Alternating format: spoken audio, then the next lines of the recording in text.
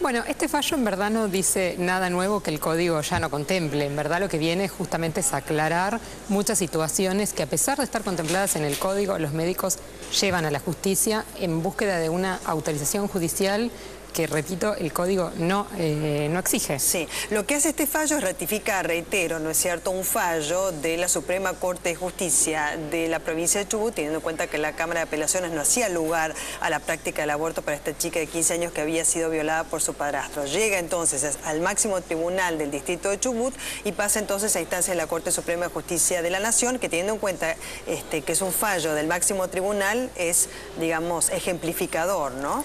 O sea, tiene trascendencia en cuanto a todos los casos que se contemplan en este sentido. Claro, hay que tener en cuenta que los fallos de la Corte Suprema de Justicia de la Nación en Argentina no son obligatorios para todas las demás instancias. Esto no convierte este fallo en obligatorio para todos los demás jueces, pero sí da una pauta de interpretación válida y digamos, y marca una línea fuerte en el sentido de cómo interpretar el código. Y por sobre todas las cosas, esto es un mensaje fuerte, no solo esto para los demás jueces, aunque no tengan la obligación de seguirlo, sino que también es un mensaje fuerte a los poderes ejecutivos locales y nacionales, porque el fallo lo que dice es que estos deben instruir protocolos de atención para que los médicos sepan cómo tratar estos casos, digamos, de la debida confidencialidad, las posibilidades de declarar sujetores de conciencia, en fin, esto insta a que, bueno, le digan a los médicos con respaldo cómo deben actuar y que no sometan a las víctimas a un manoseo sanitario y jurídico innecesario, absolutamente innecesario. Claro, o sea, en realidad también lo que evita es la autorización judicial mediante, que muchas veces en casos de una violación, ¿no es cierto? A ver, porque si ya era contemplado por el Código Penal, ¿no es cierto? Porque se requería una autorización, digamos, judicial mediante para la práctica. Reitero que es en casos de violaciones. Claro, sí, los médicos muchas veces temerosos de, vaya a saber, digamos, de qué determinadas presiones y demás, ante la duda, que no debía ser tal, repito, porque el artículo era bastante claro, pero ante la duda preferían exigir autorización judicial. ¿Y qué pasaba? Muchas veces la justicia pasa mucho ordenaba, tiempo, claro. Sí, pero claro, muchas veces se desvirtuaba por el paso del tiempo. El bebito, digamos, sin otra posibilidad, pero de todas maneras no debe ser probada una violación antes de la práctica del aborto. ¿Qué se contempla respecto de esto? El tema, como vos bien decías, es el tema de los plazos. Los plazos judiciales no son los plazos de un embarazo, son mucho más lentos. Por ende, someter a la persona a un proceso judicial dilata demasiado las expectativas que puede tener en obtener pronto una interrupción de ese embarazo. Entonces, este fallo lo que dice también es que no hace falta más que la declaración jurada de la víctima o de sus representantes legales, si es menor, frente a los médicos. Que con solamente con la declaración jurada. Con la declaración jurada alcanza. Sí, ¿y después habrá una investigación mediante o no es necesaria? ¿Cómo se tramita bueno, esto? ¿Sabes por qué te pregunto? Por una cuestión muy sencilla, ¿no es cierto? Que acá no hay una despenalización del aborto y ya la Corte Suprema de Justicia de la Nación, muy claramente a través de su titular, Ricardo Lorenzetti, dijo, eso es ámbito del Poder Legislativo, o sea, tratamiento parlamentario, cosa que no ha tenido hasta el momento. No sí. ha tenido. Entonces, en este caso...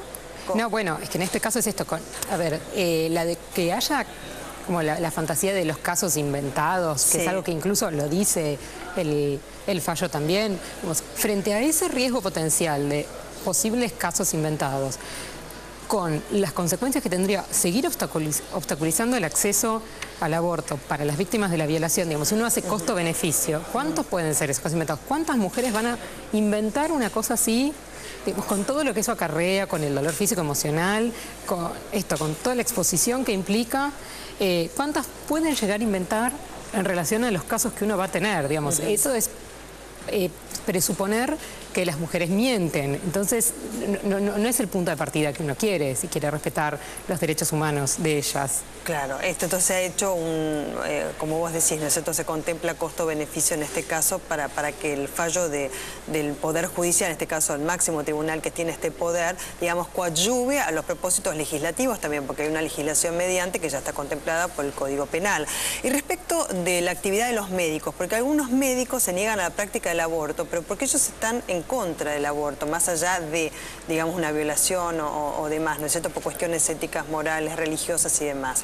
¿Qué pasa en este caso? Porque ellos sí pueden abstenerse de la práctica del mismo, está contemplado dentro de su profesión, ¿no? Exacto. Bueno, el fallo dice esto... que contempla que los médicos pueden ser objetores de conciencia. Claro, hay que tener en cuenta que siempre pueden ser las personas objetoras de conciencia, no las instituciones. Un hospital no puede ser objetor de conciencia. Claro. Pueden serlo médico determinados profesionales, claro. pero si un profesional se abstiene de realizar la práctica, el hospital debe garantizar que siempre tenga otro profesional que no sea objetor de conciencia. Digamos, que el derecho no quede desvirtuado porque todos se declaren objetores de conciencia.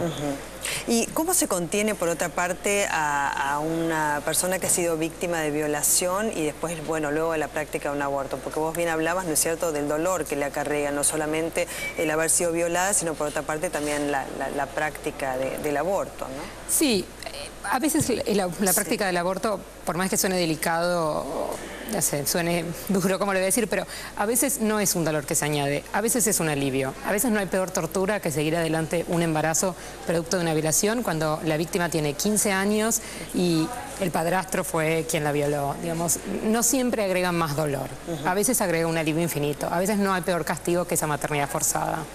De todos modos, hay una cosa que el fallo no viene a salvaguardar porque tampoco es el ámbito del Poder Judicial, sino que queda en el ámbito de las políticas públicas el tener políticas de contención hacia las víctimas de estos delitos. Eso, sí, pero a veces los fallos de la Corte Suprema de Justicia aclaran, ¿no es cierto?, que los organismos institucionales estatales correspondientes deben hacerse cargo de lo que implique eso. Como no una medida, digamos, que puede instruir directamente el máximo tribunal del Poder Judicial porque no tiene competencia, pero sí que los que tienen la competencia asuman su responsabilidad en cuanto a la obligación que les pertenece. Claro, bueno, es que en este orden es el dictado de protocolos para casos de atención, tanto de abortos no punibles como de víctimas de violación. Claro. Va en ese sentido. Sí, Ricardo Lorenzetti también aclaró, y quiero decirlo porque se titular de la Corte Suprema de Justicia de la Nación, o sea, el ámbito del cual surgió este fallo, que esto no abre las puertas a la legalización del aborto, porque esto tendrá un tratamiento parlamentario si es que en algún momento lo tiene respecto de la práctica del aborto en general, sino que se refiere a casos de mujeres violadas.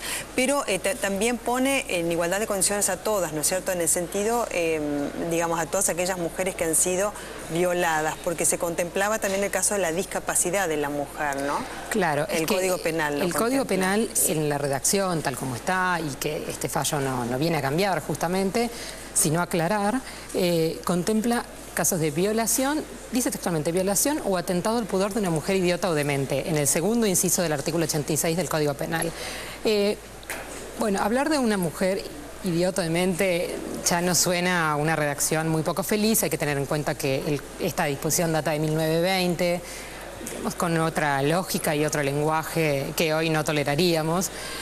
Son dos casos distintos, porque muy claramente dice violación o atentado al pudor, o sea que ya estaban ambos supuestos contemplados. Una de las cosas que dice el fallo es, bueno, no se puede establecer esa distinción entre proteger a las mujeres víctimas de una violación discapacitadas y no a otras mujeres, digamos, no es válida, no sería justificado ese criterio de distinción. Claro. Un argumento por el cual sale este fallo de la Corte Suprema de Justicia tiene que ver con atender principalmente los derechos de la mujer. ¿Qué más añade en este sentido como argumento principal para sacar el mismo? Bueno, una cosa muy positiva de este fallo, que yo considero que es en todo un fallo muy positivo, es que se sustenta no solo en el Código Penal, sino que hace un raconto de todas las convenciones de derechos humanos que Argentina suscribe y que tienen rango constitucional involucradas en este tema. Entonces, en ese sentido, se cita la Convención de Derechos de la Mujer, incluso la Convención de Derechos del Niño, que muchas veces es esgrimida como un argumento de por qué en Argentina no debería ser despenalizado el aborto. Bueno, no. O sea, el Comité de Derechos del Niño no dice que el aborto está prohibido, ni mucho menos. Entonces, va repasando toda la normativa internacional que hace que incluso, por el contrario, si Argentina seguía negando el derecho al aborto en estos casos, incurre en responsabilidad internacional. ¿Qué le ha pasado? O sea, el Estado argentino fue condenado en sede internacional, fue condenado por el Comité de Derechos Humanos de Naciones Unidas, porque frente a un caso de aborto no punible, una chica menor de edad con una discapacidad tuvo que atravesar todo el proceso judicial. Finalmente la Corte Suprema de la provincia de Buenos Aires autorizó la práctica y cuando fue con la orden, en el hospital público le dijeron, pero ya el embarazo está muy avanzado, Claro. nosotros no lo vamos a hacer. ¿En qué momento de la gestación que 5 se meses. recomienda? Pero, ¿Hasta no, 5 fue 5 meses, perdón, Sí. el caso que te digo. No, el fallo no habla de plazos. No se refiere a porque el plazos. artículo 86 Es consideración tampoco médica, habla sí. de plazos. Sí. Muchísimas gracias, No, de Josefina. nada. Y también habría que contemplar a todas aquellas que, por más que hayan sido violadas, quizás quieren tener su chiquito, si lo quieren tener, no lo pueden tener con ellas o no desean ese chico, poder darlo en adopción. También esto, las instituciones en el marco del Estado deben ser contempladas para también ayudarla a transitar esa instancia.